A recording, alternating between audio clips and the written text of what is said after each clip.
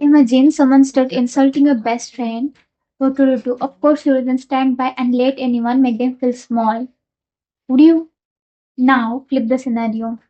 If the harsh words aren't from any stranger, it is from you.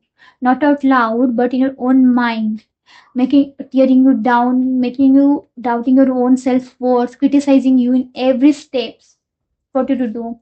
But it's so easy to defend others, but so hard to protect ourselves from our own inner critic. And why would we allow that inner voice to treat us in such a bad way that we wouldn't accept from any others? So hello girlies, this is Alexa and today we're going to discuss about the most ignorant yet super important topic, self-sabotaging and negative self-talk. Have you ever found yourself like telling you can do that, you are messing everything up, you are so bad at this, you can never get this? Have you? But trust me, I have been there.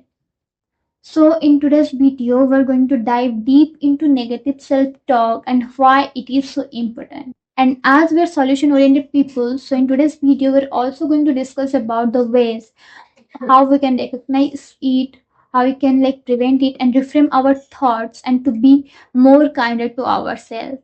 So if you're ready to turn that inner critic to inner cheerleader, let's get started. Let's start with the basics, like what is negative self-talk? It is the little voice in our head which is tend to criticize us, judge us, and doubt us. It is the little voice which is telling us that you can do it, you are just going to fail. Why did you even start it?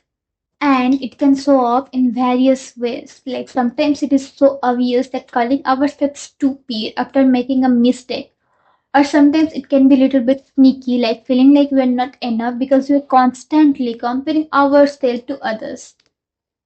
And if we let this kind of thoughts to take over us, it can lead to make us feel like less motivated, less confident, and way more stressed. So why do we fall into the trap of negative self-talk? Actually, there are a few reasons. So the first reason is social comparisons. Let's be real. In social media, we're always seeing the people's highlighted reels and their best living moments. And by which it is more easy to feel like that we are not doing enough. And with that, we come to the second reason, which is perfectionism.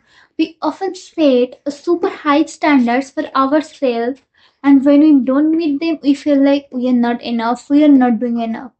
And for real, perfectionism can make us our own worst critics. It can make us feel that we are not worthy of anything. And the third reason is past experiences. Sometimes criticism and self doubts that we picked up from our past can stick with us.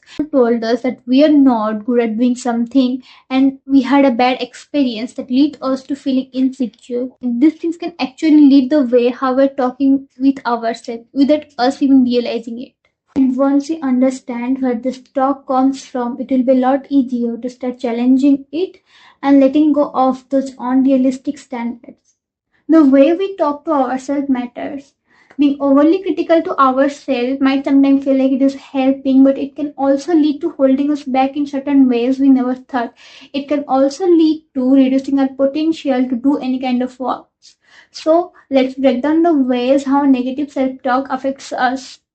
When we constantly tell ourselves that we are not good enough, we are not doing enough, we actually start to believe it, which can lead to lowering our self esteem, and that can also make us feel less confident in everything we do. Negative self talk can also lead to feeling of stress, anxiety, and the feeling of sadness. It is so exhausting to always feel like we are failing and not meeting the expectations. By negative self talk, we're consistently putting ourselves down, and in this state, it is so hard to stay motivated and stay consistent in everything we do, which can also lead to make us feel like we are not doing enough and we are not capable enough. So, breaking the cycle of negative self talk is not only essential for self love but also for a healthier and happier mind. And with that, we've come to the most important part of this video, which is the ways how can we prevent negative self-talk. And the first step is to recognize this type of thoughts when they show up. Can you remember those type of moments when you find yourself hearing things like, am I doing this right? Can I get this? Am I capable enough? What you need to do at that right moment is just take a pause and ask yourself the question, is this right? If this is right, then what is the proof? And trust me, most of the time these questions are just a habit that we have been telling ourselves for over the years. And just by asking the questions to the question, we can actually take their powers. And trust me, they will affect you so much lesser than they did in the past. And now let's talk about mindfulness. Sometimes our mind is just so much overwhelmed or on autopilot we fail to notice when the negativity creeps in. And that's when mindfulness comes in picture. Even a few minutes of meditation in a day can bring us back to present and quiet the noise. And when we're in present, we just have so much more power and control over our thoughts. And now, here is a game changing tip. Instead of letting those negative thoughts linger, reframe them in a positive manner.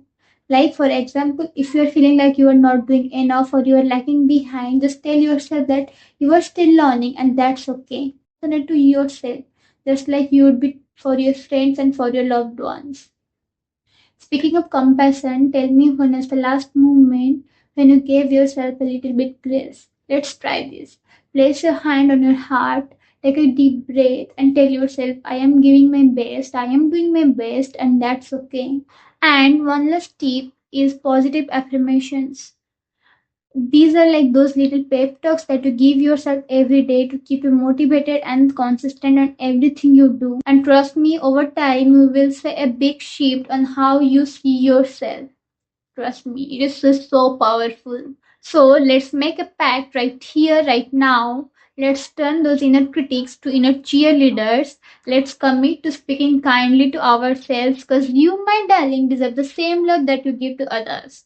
And trust me, self love is stress love. So, if this resonates with you, make sure to subscribe, share, and join me in this journey of spreading self love and awareness. Until then, stay true, stay kind to yourself, love yourself. Bye bye.